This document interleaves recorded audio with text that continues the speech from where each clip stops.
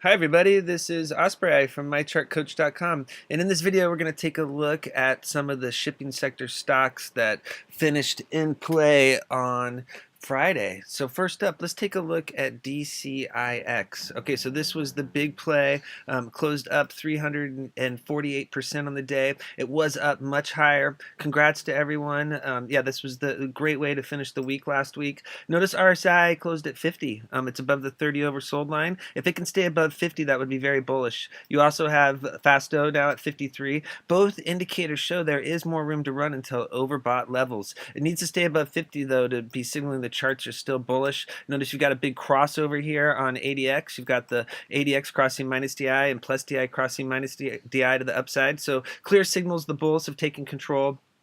We did put out alerts here on Thursday when there was the first white candle formed, the bounce play set up, and then there was big follow through on Friday. So congrats everyone. Notice that there was a gap up open. So the as you can see, here's the gap. There's a space between high of day on Thursday and low of day on Friday. So if for some reason the share price pulls back and is unable to hold the 50-day simple moving average, which is the green line here at 686, that gap could fill. So going forward, so this was a huge move on Friday. It was up, to very lofty levels. It hit near $20. Let's see, the high of day was at 1969, and then it pulled back, and the close was above the upper Bollinger Band. And so if the candles work back into the bands, the 50-day simple moving average is the key level to hold. If it pulls below the 50-day simple moving average, it could signal consolidation. It might pull back and fill this gap.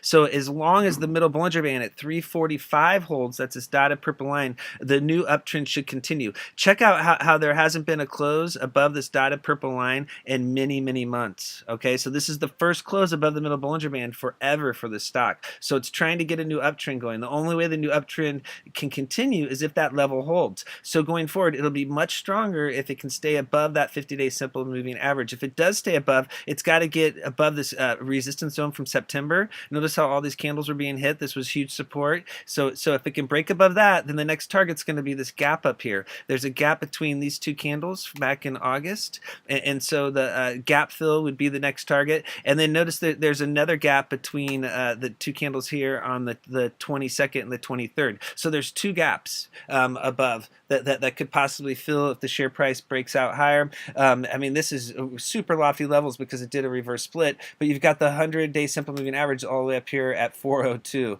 So yeah, so this is crazy. The reverse split has really made the numbers pretty wild here. So now it's at 11 bucks. It's got to stay above the middle Bollinger Band to keep the uptrend going. Notice there was a big volume spike. There was a PSAR bull flip. If you look here on the 15-minute chart, we put out alerts when there was the high of day was hit. Notice there was the gap up open, so you can see that there's a space between the high of day here and low of day here. And so the candles had been riding EMA 4 support the entire day, so it was a really strong chart. There were a couple times that it looked like it was topping out, but it held support and it kept pushing higher. Notice how after the gap up open, this pink line held the whole day. That's EMA 4 all the way, and then what we were looking for when it started getting super lofty here was a red candle to form, and then that finally happened up here at what is that? I think 130, right here at 130. So when this candle formed,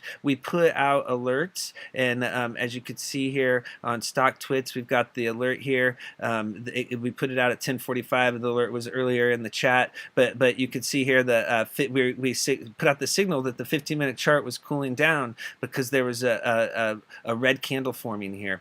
That was a signal that it hit high of day and it pulled back, and so that was the high of day signal. So congrats to everybody that's following me on Stock Twits. I highly recommend you checking out our alerts regularly throughout the trading day. And so as you can see here, after that red candle formed at 130, the share price started a downtrend, and it failed to break this red descending resistance line. It needs to break above that line to head higher. When it closed below EMA 4 here at 145, that signaled more downside risk, and then it closed below the middle Bollinger Band at 315. So in order to get going again to the upside, it needs to get back above the middle Bollinger Band, which is at 1258. So if it fails to break that level, it could consolidate and pull back, and the first major major support level is down here at the 50 simple moving average at 684. So if it can break back above this 1258 level, then you could see it run back up. You've got the upper Bollinger Band, and you've got the high close up here between 18 and 20. So 18 and 20 would be the targets to the upside if it got above 1250. If it fails to break 1250, then the target's 684 for a potential reload if support holds. So yeah, so DCIX made a huge move. We're going to see if it can continue the uptrend next week. Okay, so take a look at TOPS, TOPS. As you can see here, when we put out the alerts, I stated that there were other runners, and so we were on a lot of the plays, and the big key, notice this was up 544%. You could have jumped into one of these other stocks that were taking off, and one of them was TOPS. And so TOPS, made this big run to high of day. Notice here, it's still. We'll look real quick at RSI. RSI is now above 30. It's above the oversold level. You had the bull cross here on Fasto. You need to get above 50. Notice how on ADX it's all pinched here. You want to see the green line cross the red and the black lines to the upside. And so notice how it ran all the way up to high of day in the 130s, and then it pulled all the way back down to 72. So there was a quick opportunity here to strike. Keep in mind that a lot of times these shipping sector pops happen really quickly, and then they sell off, and you really only have an hour or two to be able to lock in those gains before the bears take over. So it's a real, you have to be quick on the draw with these types of shipping sector stocks that pop occasionally. And so as you can see here, the big move once again was above the middle Bollinger Band. Notice how last week it had gotten above the middle Bollinger Band on the 26th, but it failed to hold that level and it consolidated. Well, the close back above the middle Bollinger Band on Friday is putting TOPS back in play. This is the process of trying to get a new uptrend going. It has to hold 52. If it drops below 52, it's no longer in play. It will be a risk to hold. Look how long it's been below this dotted purple line. I mean, it's been for like months. So yeah, it's never, unless you're short, you never want to hold TOPS long if it's forming candles below the middle Bollinger Band. Okay, so now here it is hitting the 50-day simple moving average at 74. That's the green line, and so it needs to close above that level to get the new uptrend going,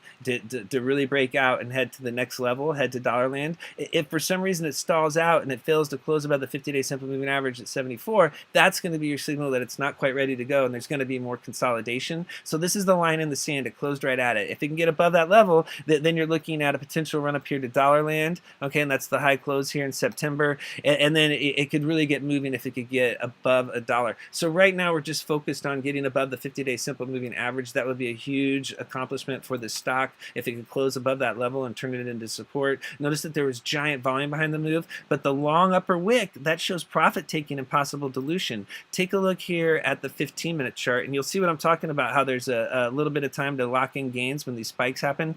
Notice how the share price was consolidating over here for what was this, an hour and a half or something at this 70 level, and then once it took off here at 130, it really got moving at 145. So the volume came in here at 130, and then huge volume came in at 145 and sent it skyrocketing.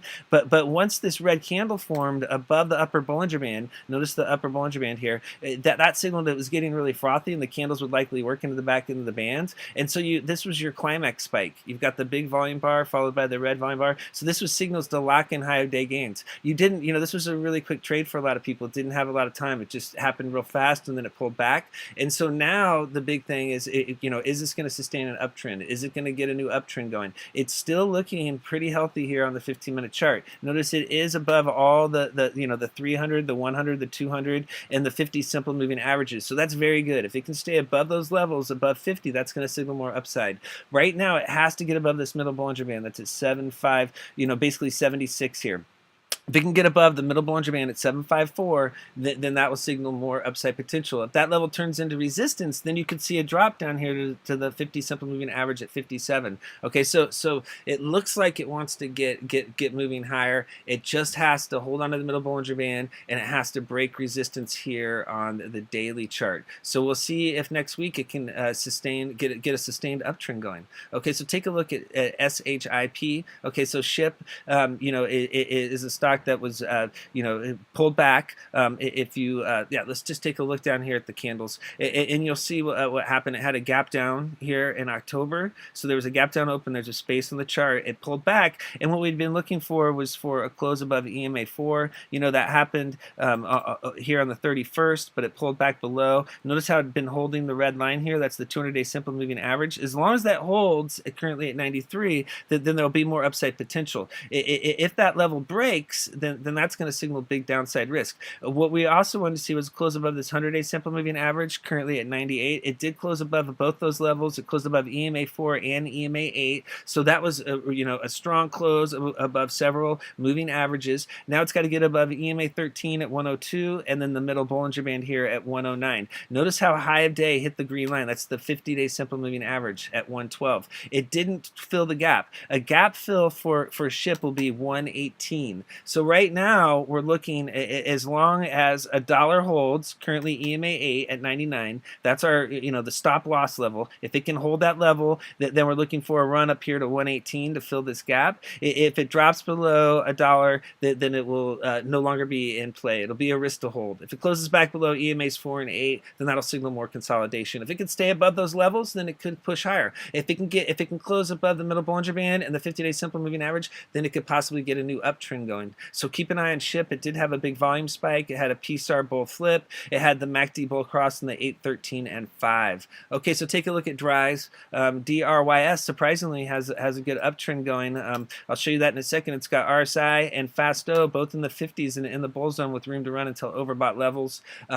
Take a look at the candles down here. You'll see they've been heading higher above the 50-day simple moving average. That's the green line here at 308, and also above the middle Bollinger Band currently at 377. So as long as both of those levels hold, the uptrend is intact and it signals more upside potential. It's just slowly working its way higher. Notice that it filled the gap. This is basically a gap fill here. There was a gap over here between these two candles. It looks like the top of this candle filled the gap. The big level to break is this 100-day simple moving average currently at 575. If it can close above that level, that's going to signal it wants to break out higher. Currently, the high close resistance level to break is the top of the candle here on the 25th, and so that's going to be the high close level to break above. Let's see if we can get this thing here.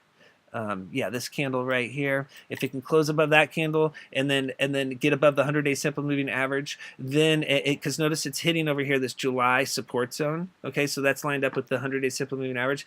Close above both those levels, and then there's this little gap up here. Check out the gap from back here in June, and so that would be the target, a gap fill up here around between 11 and 12 up here above the 100-day simple moving average. So that's the upside potential. Now if DRYS close below the middle Bollinger Band, that's going to signal downside risk. That level has been holding since back here in October when it turned into support, end of September, beginning of October. So if it closes below, that's going to signal the chart's broken, and you could see a drop down to the 50-day simple moving average at 308. Once again, if it gets below the 50-day simple moving average, then that could be signaling that DRYS is broken once again, and everyone knows you do not want to be holding DRYS if it's in a downtrend on the daily chart. Right now it's in an uptrend, so it is signaling more upside potential. We'll see if that can continue. Notice there was really big volume on Friday, huge volume spike. Okay, take a look at ESEA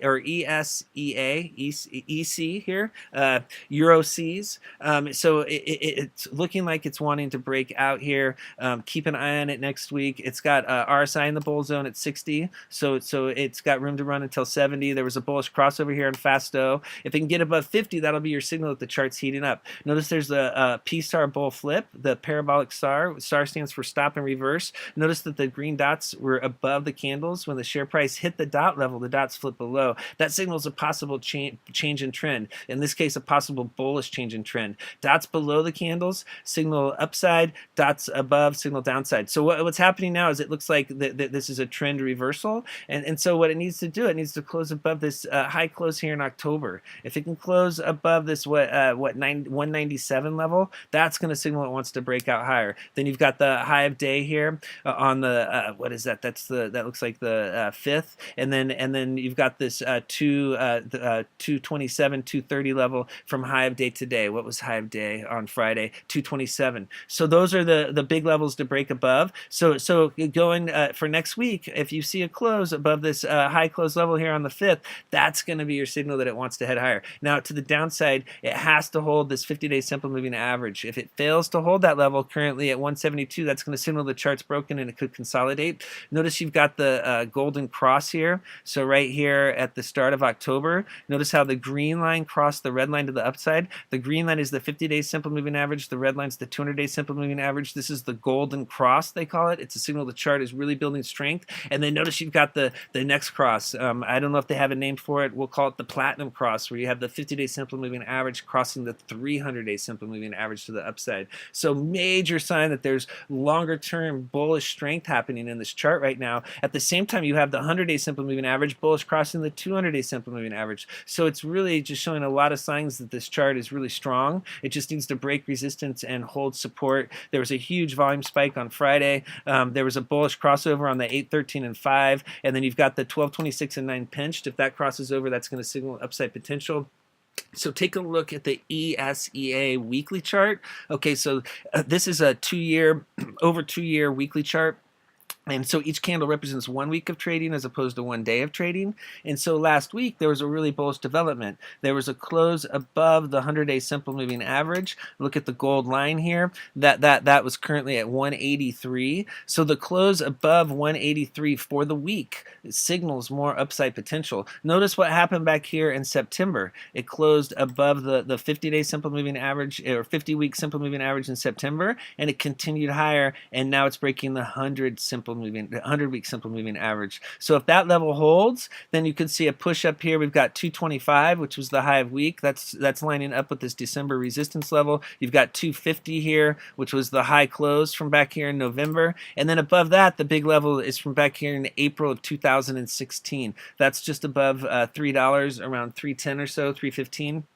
A new uptrend started for ESEA back here in what was this? Finally in August, when the close above the middle Bollinger Band and that level turned into support. For between July and August, it was trying to get a new uptrend going. That finally happened here on this big white candle, and then the close above the 50-week simple moving average signaled that it wanted to head higher. Unlike back here, if you look in 2016, it failed to stay. I guess these candles right here failed to stay above the 50-week moving average, and it continued lower. So this is a really strong bullish change in trend. If it can stay above this green and dotted purple line, that's going to signal that the new uptrend is intact, and that makes it a good candidate for a longer term swing trade. So as long as the weekly chart is super strong, that's a good setup for people that are looking for plays that you can hold longer term. Okay, take a look at GLBS. Just keep in mind, if it closes below the middle Bollinger Band and 50-week moving average, then it's no longer in play. That's when you want to look to short stocks,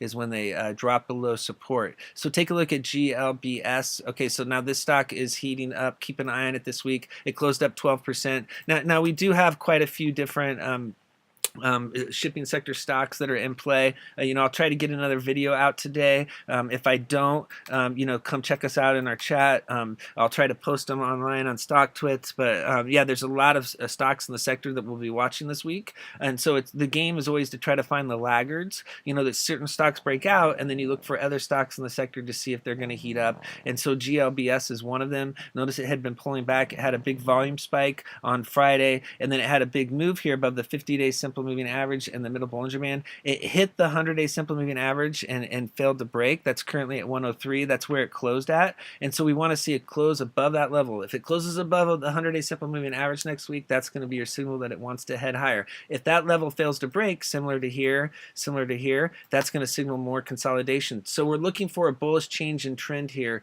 similar to some of the other charts that we just pointed out. Okay, thank you very much for viewing this video. If you'd like to learn more about charts and technical analysis, check us out at mychartcoach.com and our YouTube channel at mychartcoach.com. Thank you.